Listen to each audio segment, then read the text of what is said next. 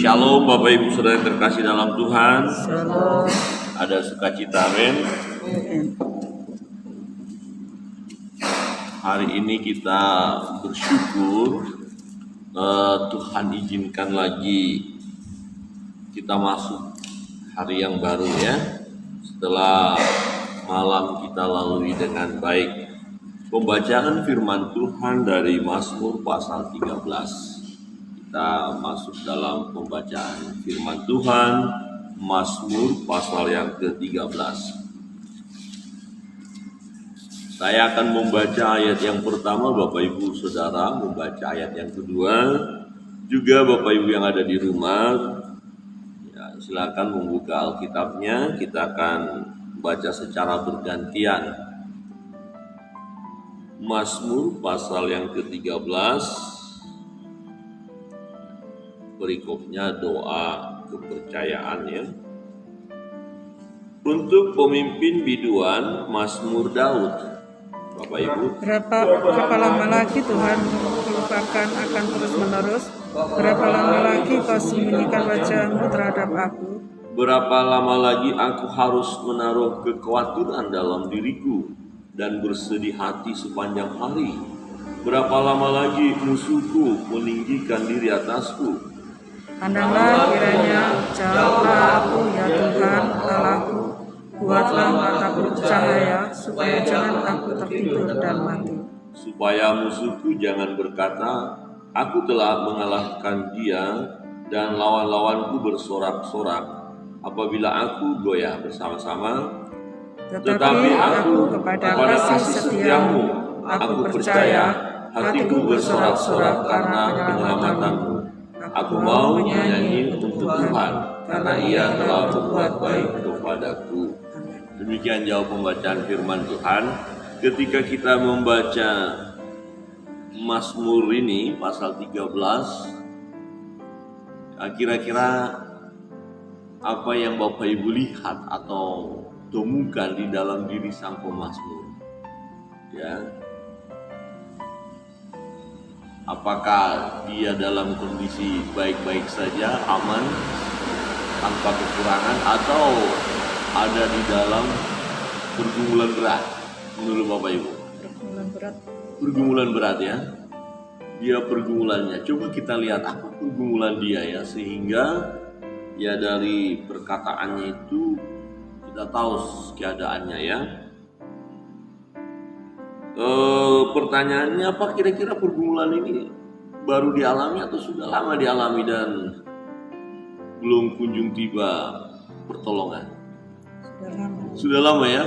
Sudah lama. Bapak Ibu pernahkah mengalami pergumulan yang cukup lama? Sering? Kelamaan ini gimana ini? Jadi secara manusia, nah wajar ya, seperti yang kita baca ini, apakah imannya mulai goncang? Ya, tidak ya.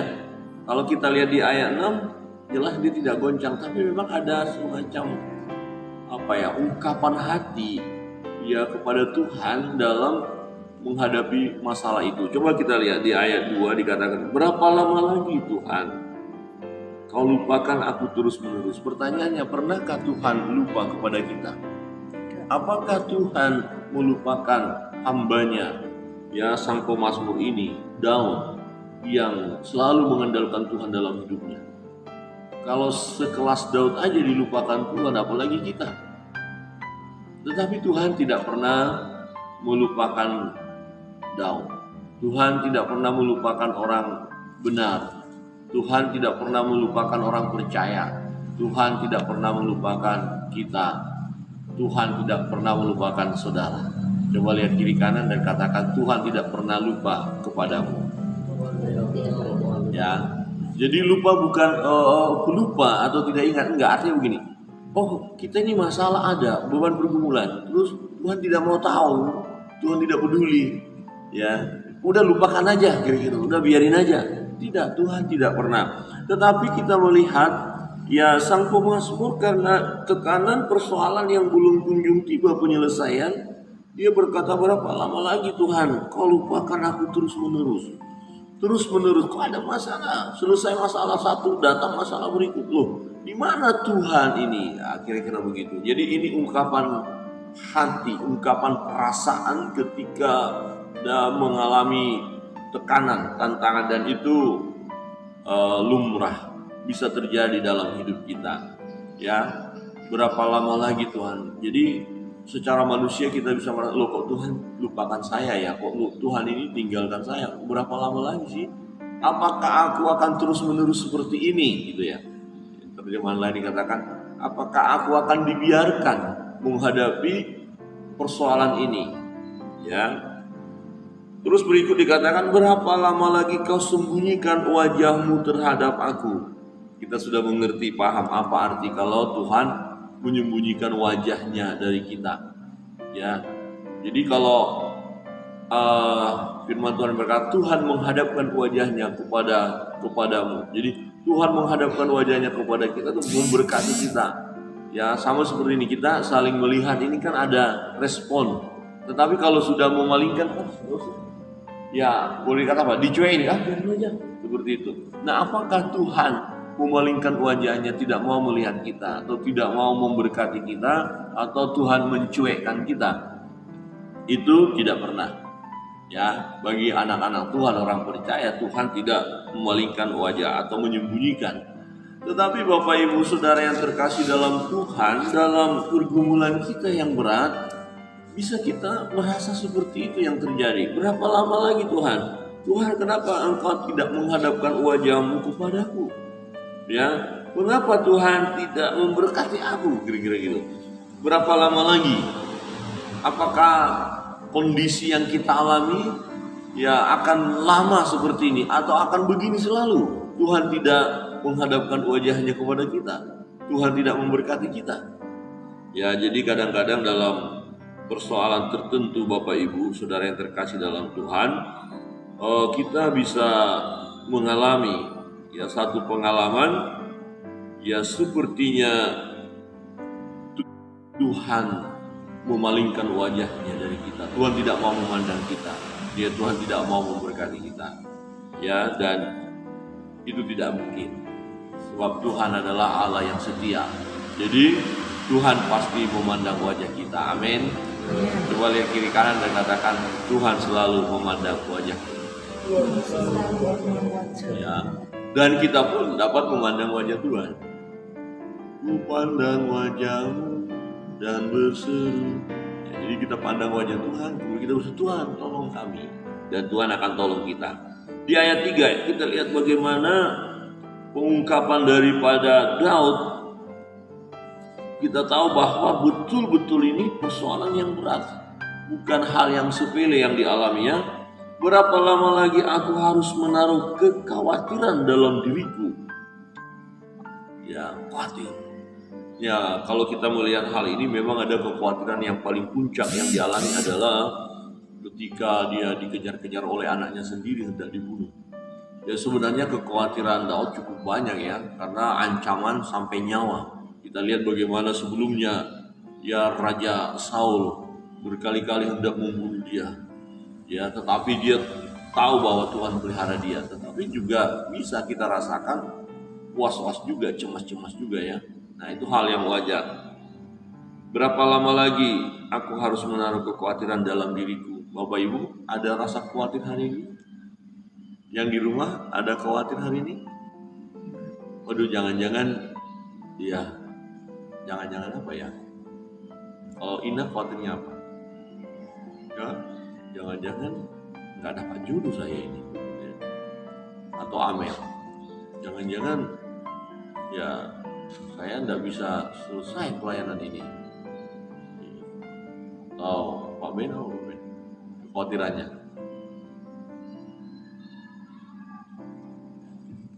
Tidak ada ya, aman semua. Karena terlalu banyak. Terlalu banyak kah? Bu Ibu Pendeta yang jawab. Ya, nggak bisa dihitung. Aduh, memang berat ya. Ibu Nia? Sama beban juga pada ya. Pak Pendeta tak mampu katakan dengan kata-kata, hanya air mata. Iya. Erwin ada kekhawatirannya. Banyak juga. Masih muda udah banyak ya lagi udah tua nanti tambah banyak itu. Bu Pendeta Ikut divaksin. takut divaksin. Nah, tadi pagi nama Bu Pendeta ada, hari ini harus divaksin. Nomor 41. Wah, akhirnya saya kasih tahu gelombang kedua kami. Teman itu tidak tahu kalau Christina Sumini itu istri saya. Dikirain orang lain. Jadi saya ditelepon. Wah, memang bukan giliran kami.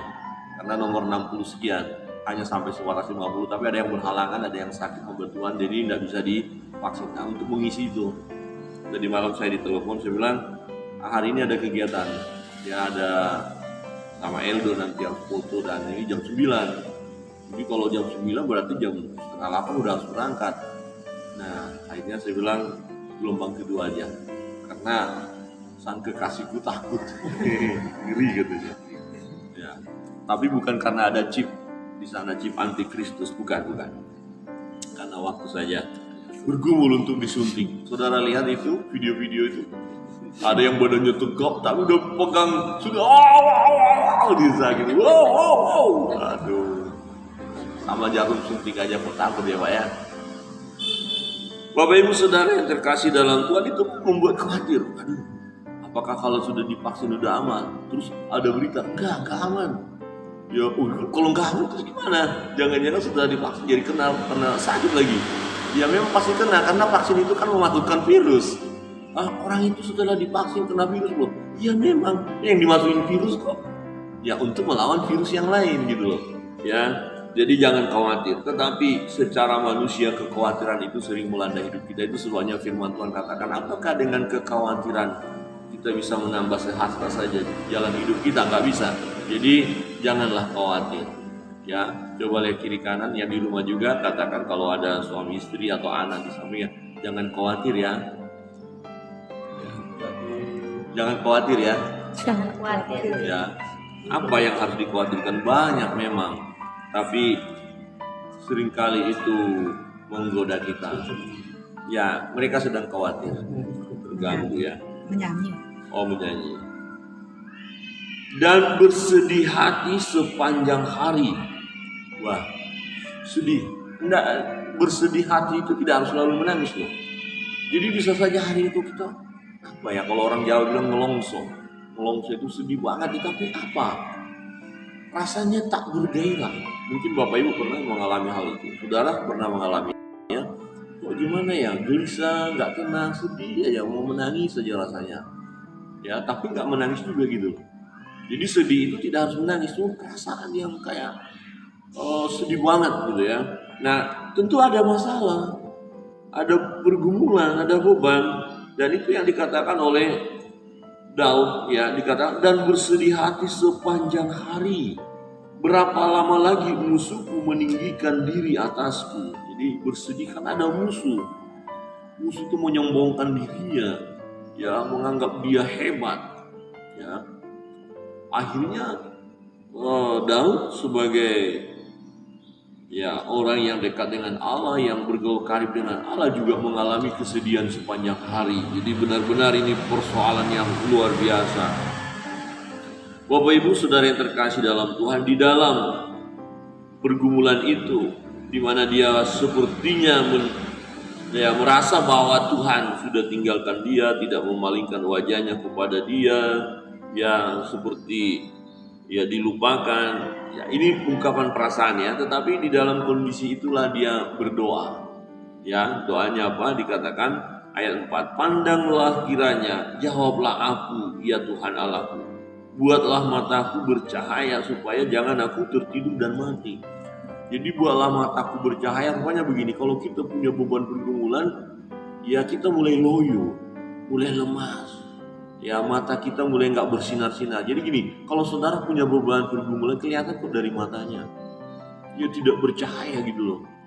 Jadi mulai kayak orang ngantuk, mulai lama-lama mati. Jadi orang yang punya beban pergumulan itu, lama-lama bisa dia semakin tertekan, semakin lesu, semakin tak berdaya, ya lama-lama mati.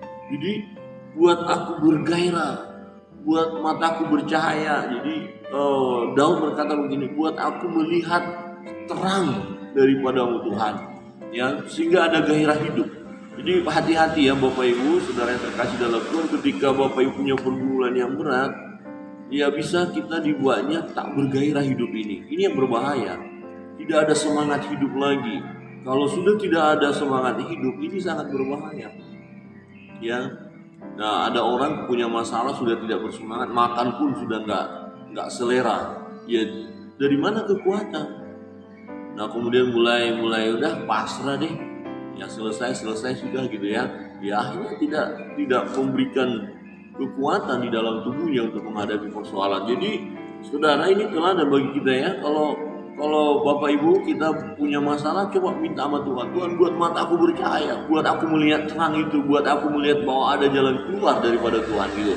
Ya, supaya aku jangan mati, supaya aku nggak sampai ditelan situasi ini. Ya, jangan sampai ditelan oleh kondisi ini. Ya, ada orang-orang yang sulit mengalami kesembuhan, sulit mengalami kebahagiaan karena dia hatinya itu terlarut dengan masalahnya. Aduh, aku beginilah ya. Aduh, hidupku susah. Aduh, ini. Jadi semakin lemah, semakin tak berdaya karena semakin turun kekuatan untuk menghadapi tantangan. Nah, kita jangan buat begitu. Yang kita lakukan, Tuhan, aku mau menghadapi ya sekalipun banyak musuhku ya. 1000 rebah di sisi kanan, 10.000 sisi kiri, pokoknya apapun itu. Nah, kita mau tetap berdiri teguh ya, menghadapi setiap tantangan. Jadi datang kepada Tuhan, berdoa, minta supaya kita mampu melihat ya ada terang yang Allah berikan, ada jalan keluar yang Allah berikan, ada pertolongan yang Allah berikan kepada kita ya ketika kita menghadapi persoalan ini. Ada jalan keluar untuk persoalan kita. Katakan kiri kananmu, ada jalan keluar untuk persoalan. Jalan keluar. Ada jalan keluar. Bapak Ibu di rumah, ada jalan keluar. Oh, mungkin hari ini saudara berkata, wah nggak ada jalan keluar. Tapi firman Tuhan hari ini kita renungkan, ada jalan keluar. Ya, ada jalan keluar. Mungkin kita sudah tidak mampu melihat, udah tidak usah lihat dengan mata jasmani, tapi dengan mata iman. Percayalah kepada Tuhan, Tuhan sanggup buka jalan. Saat tiada jalan bagi kita, secara manusia kita nggak bisa lihat, Tuhan bisa buat. Yang penting kita percaya kepada Dia. Saudara yang terkasih dalam Tuhan, ya kita melihat suatu keyakinan permohonan kepada Tuhan daripada Daud di ayat 5, supaya musuhku jangan berkata aku telah mengalahkan dia dan lawan-lawanku bersorak-sorak apabila aku goyah. Jadi jangan sampai aku goyah Tuhan, nanti musuh akan bersorak-sorai. Ya, jangan sampai aku goyah Tuhan, jangan sampai loyo Tuhan, jangan sampai terkapar aku Tuhan menghadapi persoalan ini. Malu aku nanti, apa kata orang-orang nanti? Segitu aja masalahnya sudah gak kuat, segitu aja problemnya sudah ngambek, segitu aja persoalannya sudah patah semangat. Jangan sampai saya patah semangat dalam hidup ini Tuhan. Wah, ini doa perlu kita panjatkan kepada Tuhan. Aku mau semangat hari ini, mau hadapi tantangan hari ini, aku mau berbahagia karena Tuhan, walaupun ada masalah. Nah, itulah yang akhirnya dikatakan oleh Daud di ayat 6. Tetapi aku kepada kasih setiamu aku percaya, hatiku bersorak-sorak. Apa masalahnya? Sudah diangkat Tuhan? Belum. Tapi harus ada keyakinan, aku bersorak-sorai di dalam Tuhan. Jadi ada masalah, katakan masalah pergumulan tadi nempel di dalam hidup kita, tapi kita bawa aja dengan sukacita. Bawa persoalan itu kepada Tuhan dengan sorak-sorai. Terima kasih Tuhan untuk persoalan ini, pergumulan ini, beban ini, penderitaan ini. Aku tahu Tuhan akan menolong aku. Kepada kasih setiamu aku percaya. Hatiku bersorak-sorak karena penyelamatanmu. Aku mau menyanyi untuk Tuhan karena Ia telah berbuat baik kepadaku. Coba Bapak Ibu buktikan ya. Ketika Bapak Ibu juga yang di rumah, ketika punya beban pergumulan masalah, datanglah kepada Tuhan di dalam pujian. Nyanyilah, puji Dia, sembah Dia. Wow, dahsyat. Perhatian kita, fokus kita kembali datang kepada Tuhan, memuji Dia, memuliakan Dia. Ada kekuatan baru. Tapi kalau fokus kita terus kepada masalah, akhirnya kita hanya melihat masalah kita yang besar dan kita tidak mampu melihat Allah yang lebih besar daripada masalah kita. Jadi cobalah bersorak-sorai, menyanyilah, pujilah Tuhan, sembah Dia. agungkan dia, fokus pandang kepada kasih setianya, niscaya kita akan merasakan kekuatan baru, kita merasakan hadirat Allah, kita merasakan pertolongan Tuhan, bahkan mujizat pun terjadi. Yang sakit disembuhkan, hati yang gembira adalah obat yang manjur. Ya, kenapa kita tidak bergembira di dalam Tuhan? Bernyanyilah, pujilah dia. Oh, ada beban pergumulan dan doa-doa kita panjatkan belum kunjung tiba jawabannya. Jangan fokus kepada masalah itu, tetapi tetap percaya bahwa ada waktunya Tuhan menolong kita. Ada waktunya Tuhan menolong saudara dan saya. Dan dengan memuji dia, menyembah dia, bersorak-sorai di dalam Tuhan, ya, ada kekuatan baru. Ya, ada pertolongan Tuhan yang bisa kita rasakan. Jangan pernah kita berpikir bagaimana cara Tuhan menolong kita. Itu urusan Tuhan. Urusan kita adalah tetap percaya kepada Tuhan. Amin. Tuhan itu setia. Tidak pernah Tuhan tinggalkan kita. Tidak pernah Tuhan memalingkan wajahnya kepada kita. Tidak pernah dia melupakan kita. Sebab dia adalah Allah yang bersama dengan kita. Dia adalah Immanuel. Tuhan Yesus memberkati kita sekalian. Kita masuk dalam doa-doa kita. Bapak Ibu di rumah, naikkan doa Bapak Ibu. Pergumulan apapun, apa yang membuat Bapak Ibu khawatir, ya, kekhawatiran bisa melanda, tetapi jangan fokus kepada persoalan yang membuat kita khawatir, tapi fokuslah kepada Tuhan. Sembahlah dia, pujilah dia, ya, agungkan dia, bersorak-sorai di dalam dia, minta sesuatu kepada Tuhan dengan iman. Ya, apapun itu persoalan pergumulan, kita akan doa bersama-sama. Bapak Ibu di rumah berdoa, kita juga di sini berdoa, dan kita mau nyanyikan satu pujian